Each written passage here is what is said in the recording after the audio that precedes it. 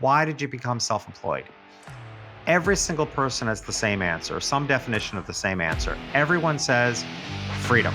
Welcome to the Freedom Point Real Estate Podcast, where we talk about creating more time freedom through passive real estate investing. Passive investing in real estate challenges conventional investment wisdom. We are passionate about learning and sharing resources with others who are ready to transform their investing mindset. Quick disclaimer as always, I am not a CPA, I am not an attorney or a financial advisor. This is not financial advice, not telling you or anyone else what to do. The views and opinions expressed in these podcasts are provided for education and informational purposes only and are not necessarily the views of my employer, ADP. I'm glad you're here. Now let's dig in. All right, welcome back, Freedom Point Podcast listeners. Thank you again for jumping into yet another episode of the Freedom Point. So glad you're here with us today. I have a wonderful guest with me today. Very excited about this conversation. Jeffrey Shaw, welcome to the show. Thank you. Glad to be here. Thank you. Absolutely. I'm going to give my listening audience just a little bit of a background on yourself, and then we can kind of dive into things. So Jeffrey is often described as an authority and an advocate for self-employed business owners. Jeffrey sold eggs door to door at the age of 14 years of age, which led to a lifetime of self-employment. Today, Jeffrey is the author of Lingo and the Self-Employed Life. He's the founder of the Self-Employed Business Institute. He's a keynote speaker and a host of the Self-Employed Life podcast with nearly 2 million downloads. Jeffrey, that's quite the resume. But the thing that I know is personally catching my attention the most, and the thing that I know will resonate with much of my audience, and that is this concept or idea of self-employment. So can you kind of help us understand a little bit maybe more about your journey, how you got started? Love the egg story, by the way. I have a similar story of my own to potentially share here. So let's just unpack it. Yeah, sure. Yeah, and honestly, Jeremy, I didn't realize it was at all odd until I was at a dinner party with a bunch of fellow speakers a few years ago, and I somehow the topic came up, and I said I've actually never had a traditional job, like I've never received a paycheck, and everybody around the table was like, "No, come on! At some point in your life, you." I was like, "No, I never. I started selling eggs door to door when I was 14 years old because I lived in the country, and one thing we had a lot of were chickens. I mean, not my family personally, but there were local farms. So I struck a deal with a local farmer where I would, on Thursdays, go and fill up cartons of eggs. And then I'd go door to door on Saturdays and Sundays and sell these eggs. And that was the beginning of my entrepreneurial experience. And I think somewhere around that age as well, something very powerful was said to me by my father. To this day, he passed away shortly thereafter. So I never really got to ask him, but I don't know that it was necessarily a loving thing to say, but it had a lot of power. What he said was that nobody's going to care about your life as much as you do. Yeah. And I took that to mean I had to take the bull by the horns. Right. So to me, that was self-employment. I'm like, I wasn't going to sit around and wait to see if I was hireable, whether I was going to get an education to lead to a career. I was like, okay, if this is true, nobody's going to care about my life as much as I do, then I'm going to take the bull by the horns, create my own path in life, sell eggs, and then just forged forward. So the bulk of those years, for 40 years, which is where most of my success came from, was I was a family portrait photographer for some of the most affluent families in the United States. So I actually just officially did my last photo shoot last year, officially retired as a photographer after 40 years. So that's been my journey, and sitting around this dinner party and hearing other people reflecting how odd that was. I never knew it was odd because it was my life. It was the only thing I knew. But apparently it's rather odd for most people that have never had a job, never received a paycheck. So that's the why, as you said in my bio, I'm not only a coach and such for self-employed business owners, but an advocate. I really believe in self-employment as a path to freedom, a path to happiness, a path to taking control of your life, and a path to, just like I would say, most everyone I work with, their real goal is to create the life of their dreams, and business is often the vehicle to do that.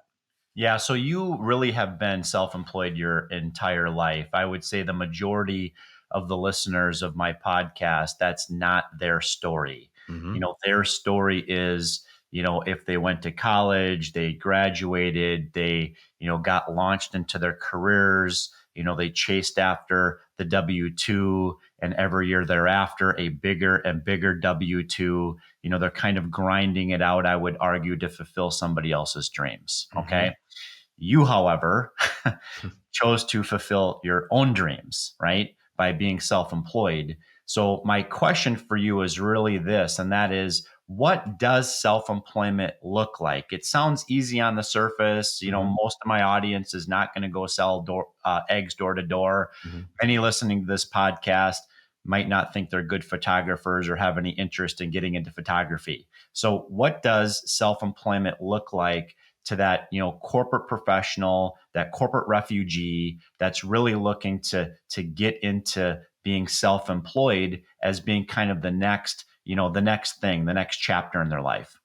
It's actually a huge question that you're asking, because one thing I'll focus on is you said the next, right? What we're seeing is, um, you know, people 40s, 50s, 60s who are just beginning their next. That wasn't the case a generation ago, right? I mean, I would say we need to retire the word retirement, because people at 60 years old are leaving the corporate rat race and becoming self-employed for the first time. There was a study done recently that the average age of the most successful startups is 47. Right. We think of the world, particularly self-employment and entrepreneurship, we think it's run by the young and the hustling. It's not actually. Your most successful startups are, I said that statistically, the average age is 47. And I would say there's a younger demographic that's pulling that average down. I'd say most often what I see nowadays are folks in their 50s and 60s beginning an entrepreneurial journey. Why? I'll tell you what, Jeremy, I've been asking this question for years, particularly when I meet people as self-employed. Why did you become self-employed? Every single person has the same answer, some definition of the same answer. Everyone says freedom.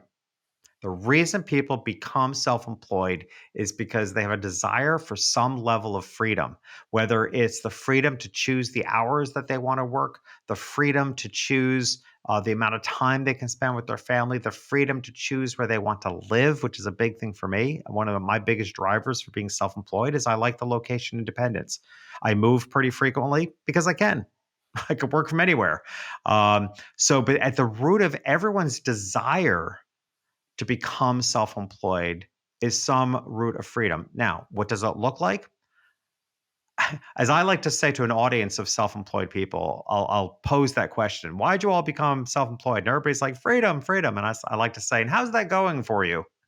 And a whole audience of self employed people will laugh, because while we choose self employment as a path to freedom and agency over our lives, once you become self-employed, you realize it doesn't quite look like that, right? No. Because it takes a lot of hard work and it takes a lot of, and you're passionate. But here's the other side of that. I have never met anyone that is self-employed, particularly those that left corporate. They left the security, they left a good paying job, they became self-employed. They have fought the hard fight. They're in the hard fight. I have never met anyone say they would go back to being employed again, no matter how hard the road is. As long as you can get something off the ground. Obviously, if what you're building doesn't get off the ground and you have to go back to work, no shame in that. But for those that are able to get something off the ground and working, no matter how difficult the challenge is, no matter even if the salary at the moment is less than what they left, I've never had anyone say, "Yeah, I would go back though." Because the once you've tasted the excitement, maybe a taste of the freedom, once you've tasted the agency of controlling your own life by running your own business, no one seems to be willing to give that up. Yeah. Let's talk to that. Maybe that individual that is in their 30s, 40s, 50s. Maybe they have a young family, or maybe their children are getting older, right? Let's speak to the mental mindset. So let's talk about why not. Okay. What are some of the reasons why people don't take a risk on themselves? Okay. And get into a self employed type of Mhm. opportunity, right? And then kind of the second part of that is, what are those types of opportunities and where do we go find them? Yeah. So I'd say probably the number one reason people don't make the leap is more than likely a false sense of security. Um, I- to be honest with you, as someone who's never had a traditional job, I admire you all because I don't think I would have the guts to live in a way that at any given time somebody could pull the rug out from underneath me. That Mhm. scares the living daylights out of me. However, people that are in a corporate situation somehow have a false sense of security. And we've seen those walls break down. We've seen the falseness, that you're all set for life once you get that good corporate job. You're just going to keep going up the corporate ladder and retire nicely. Like we've seen company after company pull retirement or pull people out of their job position right before retirement. So there's no security there. Um, Layoffs, sudden changes in the world and technology, so many. I mean, look what's going on with AI and how many people and professions are feeling threatened by the possibility that their job is going to become their role in life, their industry is going to become irrelevant, right? This is going to continue to happen at a very rapid rate with the advancement of technology. So I think the reason people don't make that leap initially is a false sense of security that they have more security with a traditional job. Where I look at it the other way, that I've always joked that at least when you're self-employed, if you're going to go down, it's going to be a slow, painful death. Mhm. Right. I would rather face that than the day you walk in and have the rug pulled out from underneath you. Sure. So I think there's a false sense of security as to what it can look like. I think what you're asking is, which is a really valid question because I've met a lot of people that have gotten very clear they want to leave their job, but they're not sure what they can build. What I would suggest is to look into what's your core skill set? What are you passionate about? And here's an even a deeper question. Every expert or anybody that elevates themselves to truly becoming recognized for an expertise likely saw a pattern or a problem for which they had a better solution, right? So that's what I would ask you to ask yourself is what do I see in the world as a pattern that nobody's fixing? What do I see in the world as a way in which what's being done can be done better? And that's why so many people leave their corporate job, do something adjacent. It may not even be the same role, it could be, but they'll do something adjacent to their corporate role because they saw a way something was being done that they knew was not the best way to do it, maybe even the wrong way to do it. I met someone recently, for example, that is um, I guess his official role is like an assistant surgeon. Sorry, so he's an assistant to surgeons in the hospital and a health coach. And he himself was battling kind of what you talk about, not a corporate atmosphere, but do I leave this high paying job as a surgeon's assistant to become a health coach full time? He was expressing to me a conflict in his values. He was expressing to me that he's a little ashamed right now because he feels like he's walking two lives. And I asked him, like, what propelled the interest in becoming a health coach? And he said, well, because I see everything that's being done wrong in traditional medicine. He goes, people just, if you have a heart problem, let's just operate in your heart. But the medical industry, by and large, isn't addressing the health conditions, the healthy lifestyle that could save and make that surgery not necessary. That's why he became a health coach. So he saw something continuously being done in a field for which he had a better path. Okay. So right now, while he's living in this place of kind of in between, made it very clear to him there's no shame in that because if you hadn't seen what wasn't done well, it never would have inspired you to now create something for how people could do it right. Right. Yeah. Okay. So that's what I would challenge everyone to look at in your current position in corporate. What do you see that you truly believe there's a better way of doing it? Or what is a pattern that you see in the world that nobody is solving this problem for which you think you have a solution for? So now, once the individual gets to that point where they've contemplated and thought through that, what would be the first couple of steps that the Mhm. individual should take to further push that door open. Yeah. You said something prior to us actually opening up the mic, which was how often people in a corporate house, like once they have this idea and they can't let it go. Step number one is I want you to realize that like once you're sitting in your corporate job, you're comfortable, you got the security, but man, this entrepreneurial bug is sitting behind. You are never going to get rid of that until you satisfy and feed that. Like it will haunt you. It's sort of like being in a bad relationship. Like the moment you've recognized that you're in a bad relationship, you can't unsee what's driving you nuts. Okay, so it will be driving you nuts that you are not living out your entrepreneurial dream. So you have to do it. Yeah, at some point you have to do it. Quite frankly, I think everybody is kind of born with that entrepreneurial spirit. It's Yeah, just some people scratch that spirit a little bit earlier than others, and some might never do it. But yeah. yeah, I think that's it's even deeper than that, Jeremy. I think your podcast is spot on. I think what we're born with is an innate desire for freedom. yeah, We're humans. We're not meant to be walled in. We're a progressive evolutionary being. I think what we're born with is an innate quality of freedom, which has been squelched by this old, outdated industrial business model. Okay, so the real human drive here is for freedom. So once that bug has gotten in you, man, you're not getting rid of it. So now the next step, what I would recommend is, and this is what I do as a specialty in coaching. I mean, I have various things that I do in coaching, but for one-to-one coaching, I most often work with people who have decided to leave their corporate job and they hire a coach like me to work with them for several months, if not a year, before they actually leave their job. So step number one is to build yourself a long runway. Please, you have a life in motion. And if you have a family, and if you have bills, and if you have overhead and a mortgage or rent, please don't just uproot your life. Okay. I'm not a jump off the cliff kind of guy. Let's do this safely. So, my recommendation is plan 6 months to a year this big life shift and build. So, while you've got the security of the job in front of you, build your side work and don't hold back from contacting the right coach, even if you have absolutely no idea what you're going to build. Because I will tell you, most often, they're my favorite clients. My favorite clients are people that reach out to me and say, I need out of the rat race.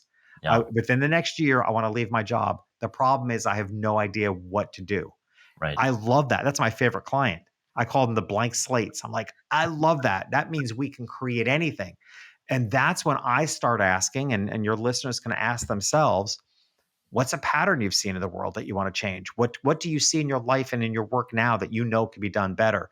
What are your core skill sets? What are you passionate about? What do you love to do? Like this is where the coaching comes in order to pull out. I worked with a client a few years ago. I actually reference him in my book, The Self-Employed Life, because he's one of those clients and he was a blank slate.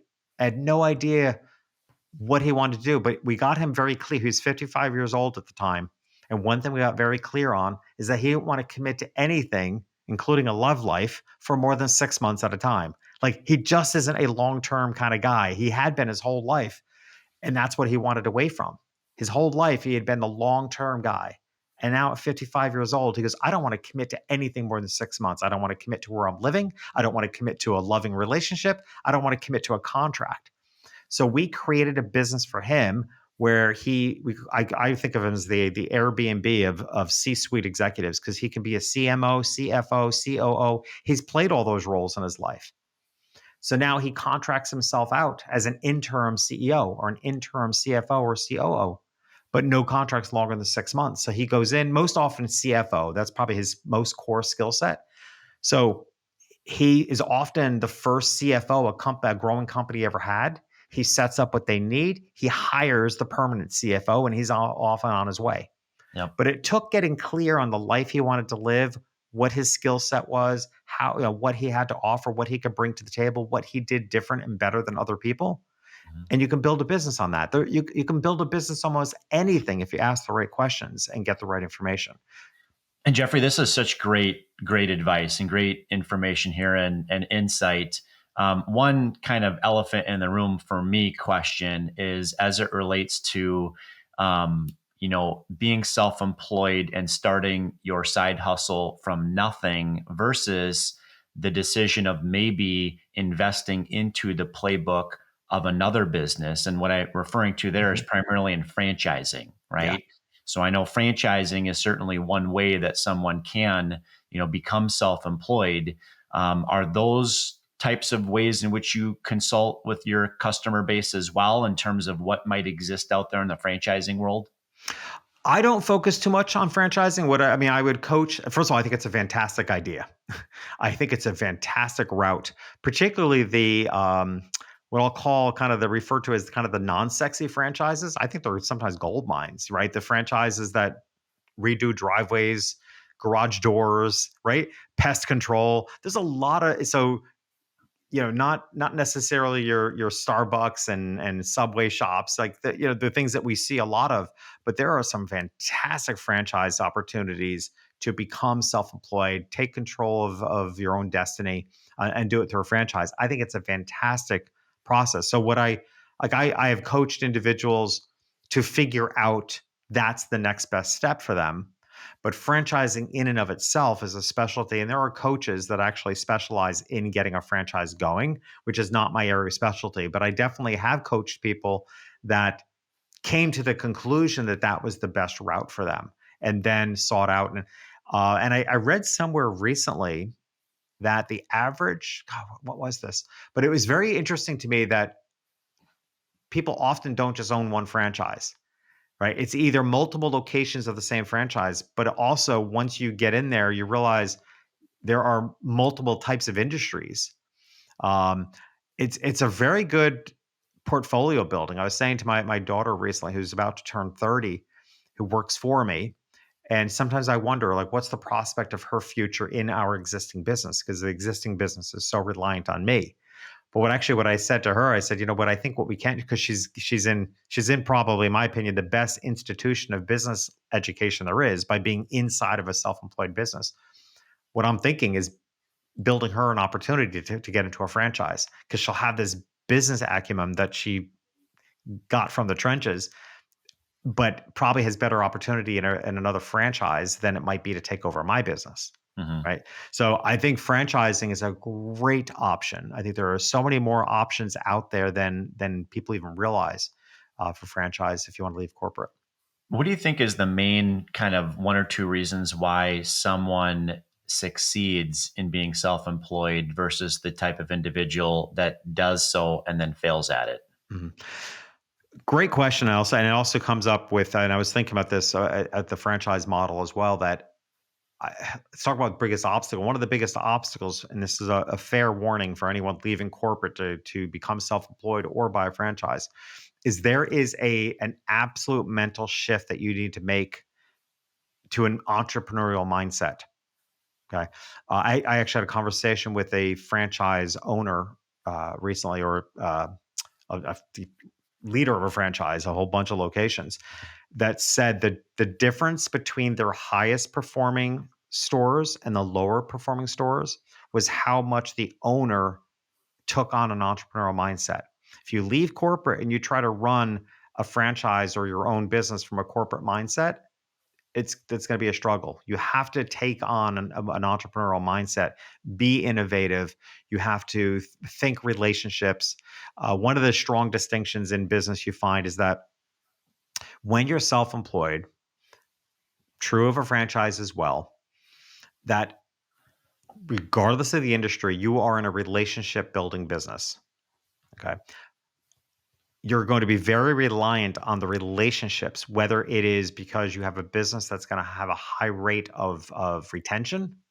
So you want to have great relationships so that you can continue to get business from the same number of people, or you need people to be talking good things about your business and referring you and spreading the word. Most of business, particularly in the corporate atmosphere, the corporate job you came from, I can almost guarantee you, is a transactional business, right? It's a very transactional mindset. So one of the first things you have to switch when you become self-employed or a franchise owner is you have to think relationship based.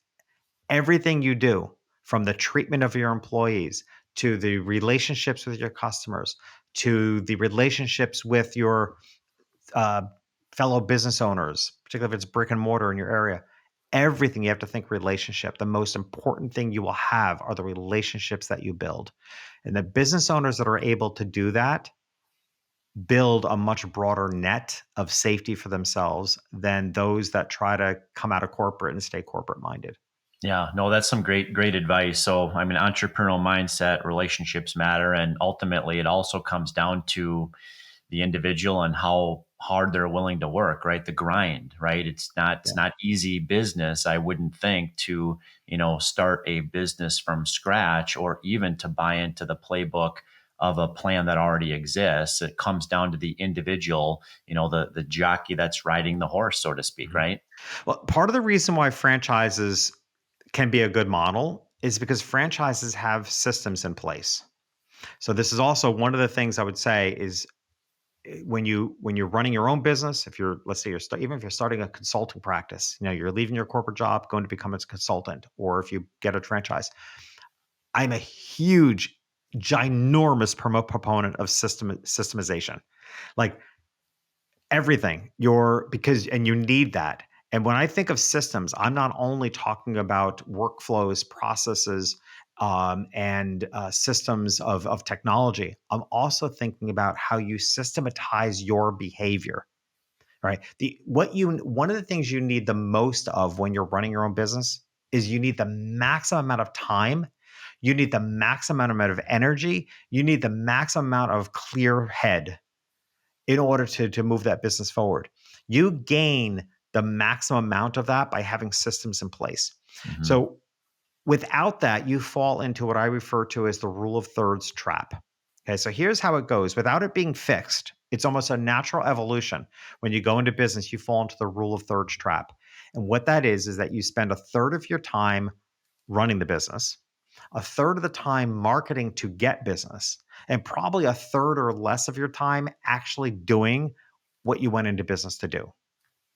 Okay, whether it's you alone or it's even if you get a franchise, you end up spending at least a third of your time running it, managing employees. You spend a third of your time figuring, oh, how do I get more customers? And you spend probably less than a third of your time actually working on your business, looking at your business from the outside or interacting with the customers that you're building. Right.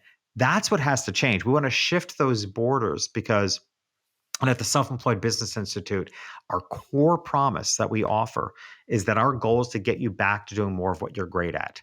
We Yeah. want to bust up the rule of thirds trap so that you're spending. So if you can add systems to everything, including your behavior, you can minimize the amount of time that you're running the business. You can minimize the amount of time that you're marketing so that you can spend more of the time moving that business forward, putting out the best work that you can or making sure your team is. That's the zone you want to be in. You want to broaden the amount of time that you spend doing what you're great at. And the only way to do that is systematize behavior and systems in place that make that run like clockwork. Jeffrey, this is excellent advice. And I'm even thinking about that small business owner today that's already been in their business for a decade or longer, and they're looking to scale up their business and maybe take it to that next level. This has been some excellent advice, even for that individual. I 100%. want to take this time and opportunity, if you're okay, to allow you to give a little bit of a self-based promotion. I'd love to have you explain more to my listening audience about maybe a couple of the books that you've written. Really, where can they kind of learn more Sure. about what you're currently focused on and how to connect with you? Yeah. So my background, which is a little unique, what I spent most of those decades of being self-employed was being a photographer for affluent families. Right. So I had a very unusual business. As I reflect back on it now, very hard market to break into, and I didn't come from that world. I came from a very lower middle class upbringing. So the lessons I learned in that experience are beyond measure, right? Because I was selling something nobody needed to the hardest audience in the world to break into.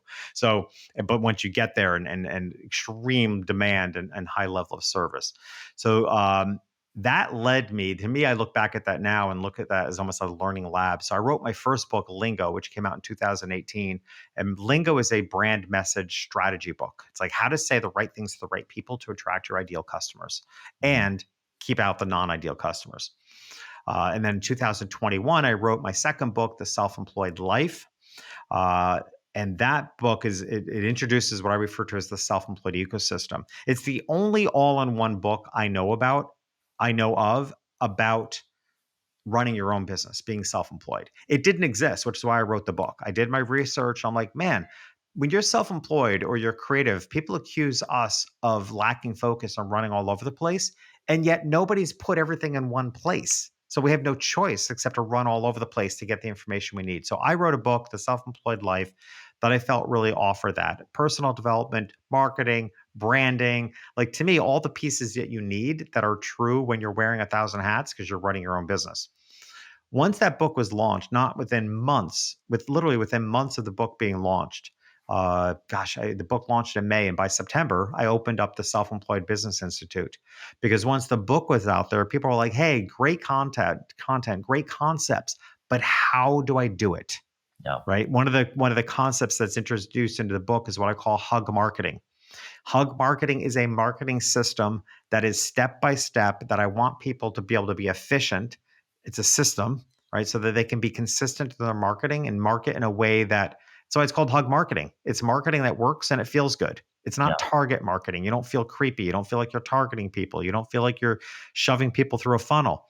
It's hug marketing. It's a way of marketing where the goal is a hug.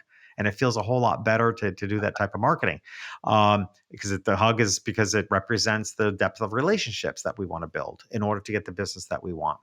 So the Self-Employed Business Institute has become, I said, it's a result of the book being out there and people wanting more specific information, not just what it is, but how to do it. It's a 5-month program. To me, the work I do today, yes, I'm a coach. Yes, these are things that make money and support my life.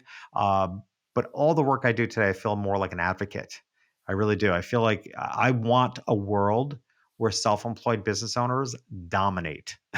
Like Yeah. I don't want us to be pushed in the background or disrespected or even to be in the minority anymore. It's like I would love a world where self-employed business owners rule because I think we're cool. I think we're brave. I think we introduce the most creative things into the world. And there just hasn't been enough support. So that's where I'm all in. Let me ask you one wrap-up question here, and that is, how can my listening audience connect with you to learn more about what you're up to? And we will certainly add that to the show notes for this episode as well. Sure. And one thing I will say, one way to connect with me is I have a tool that if you're self-employed or you're thinking about becoming self-employed, take this as an assessment. So go to selfemployedassessment.com. This is a custom algorithm that it asks you 6 questions, and the 6 questions will tell you kind of your strengths and weaknesses of running your own business. So selfemployedassessment.com, great place to start. Other than that, you can find me at my main website, jeffreyshaw.com, and on there, or you can go directly to selfemployedbusinessinstitute.com. Everything I do is connected. So if you grab the self-employed assessment, which is what I would recommend because that serves you. If you grab selfemployedassessment.com, it will lead you to all the other stuff so you can find out everything else. But start there because I think it's a great place for people to a tool for people to find out about themselves. That's great. Well, we'll put the names of your books and the links in the notes for this particular episode. Jeffrey, this has been just phenomenal. Really appreciate you. Really appreciate the value that you brought to the listening audience. So thank you again for jumping on the show. My pleasure. Thanks for having me on. Absolutely. And listening audience, thank you again for joining another episode of The Freedom Point. We look forward to having you join us on the next episode.